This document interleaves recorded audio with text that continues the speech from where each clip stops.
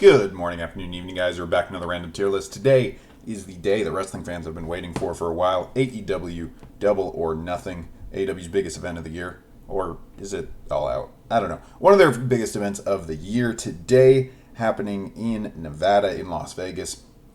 It's tonight on pay-per-view at, I think, 5 Pacific, 8 o'clock Eastern.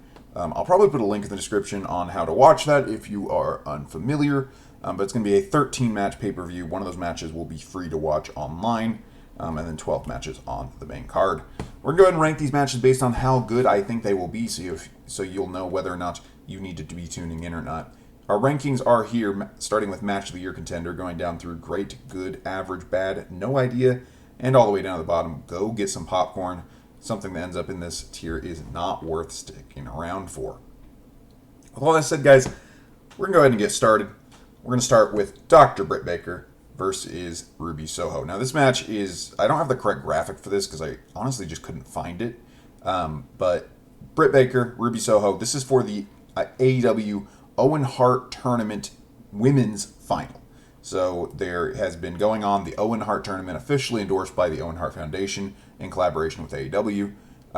And Ruby Soho versus Brit Baker is going to be the finals of the women's tournament. And Samojo and Adam Cole will be the finals of the men's tournament. Both very interesting matches. Both guys and girls that are familiar with each other. Brit Baker versus Ruby Soho. I think this will be a good match. I don't know that it'll be quite better than good, though. Baker and Soho are both great, in my opinion, but I don't know that their styles always mesh well together.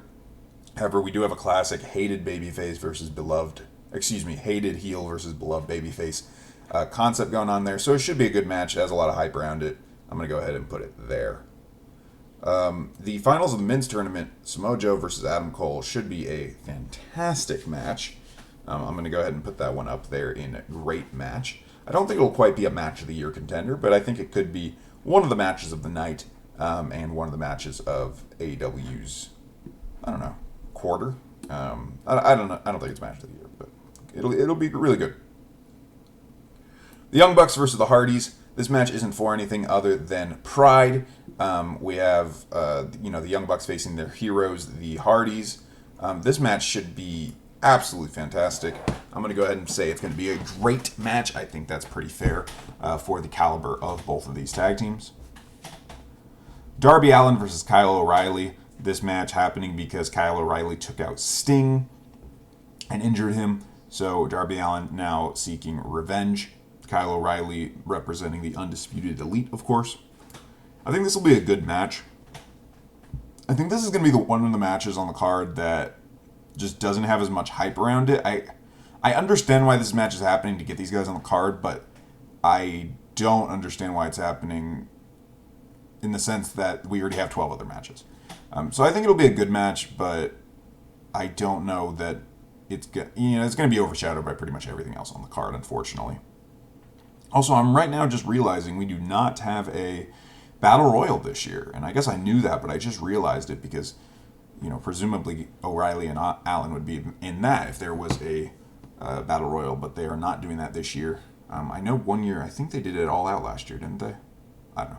Let's get back to this card. We have Hookhausen versus Nice and Sterling. This is going to be average. This is on the buy-in, and it's the only show that's free online without getting the pay-per-view. So it might be go get a popcorn match, right? Do you really want to turn that on? I guess if you're... Well, Hook is fantastic. Tony Nese is athletic as anybody. Danhausen is an enigma. And Mark Sterling, I assume, is a wrestler. Kind of. Maybe. Yeah. You could put in go get some popcorn tier. I'm going to go ahead and put in average tier just because, it's the only free match. So even if you don't like these guys, you might end up watching it anyway. Jade Cargill versus Anna Jay. This match will, unfortunately, I'm going to say bad. Jade is just still getting better. I'll say she's athletic as hell. But as a great wrestler, I don't think she's there yet. Anna Jay, they've already wrestled before. I feel like the finish is telegraphed that, you might give it to Anna Jay to add something new, but I feel like Jade Cargill is just going to win. It just seems like a predictable finish. though I suppose it depends where they want to go next. They could have Jade Cargill go and challenge for the women's title if Thunder Rosa retains as well, but I don't think this match will be very good. We're going to save the main event for last. MJF versus Wardlow. This match should be great. MJF is fantastic. Wardlow is as hot as anybody right now. This match should be absolutely great. This is maybe the match I'm looking forward to the most on the card. And MJF just keeps delivering with these fantastic programs with everybody he works with. I don't think it'll be match of the year, but I do think it'll be a great match. The triple threat tag team match, we have Keith Lee and Swerve Strickland versus Jungle Boy and Luchasaurus versus Powerhouse Hobb and Ricky Starks. I'm going to go ahead and put this in a good match.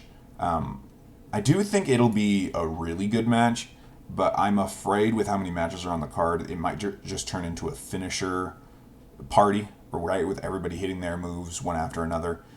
Depends how much time they have. I think this is the most matches that an AEW pay-per-view has ever had, 13. And that's something I used to criticize WWE for, is for having so many matches on their like WrestleMania card. And you can have a 5-hour event, but usually just something ends up getting cut. And I think that, the TBS Championship, the Darby Allin, Kyle O'Reilly, and the tag match might lose some time there. But, we'll see. AEW really respects their tag team champions. I'm just afraid this may turn into a finisher party. I hope I'm wrong about that, though. But I still think it'll be good no matter what.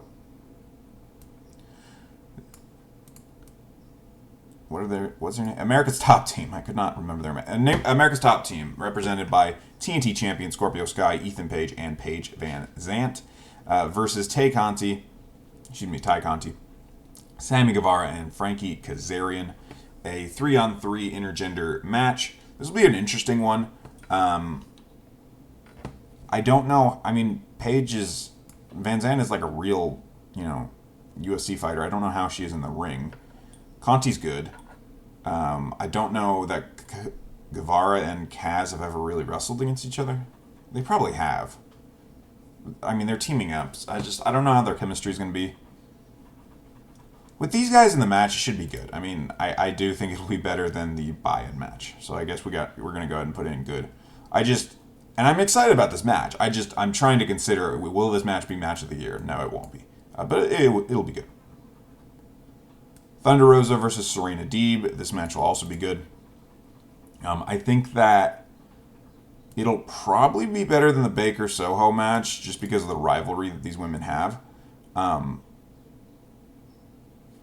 yeah, I mean, I think it'll be a great match. Maybe good.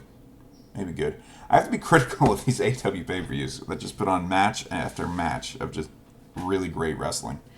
I'll put it in good, but let me know, which women's match do you think will be better? Anarchy in the Arena, this will be great.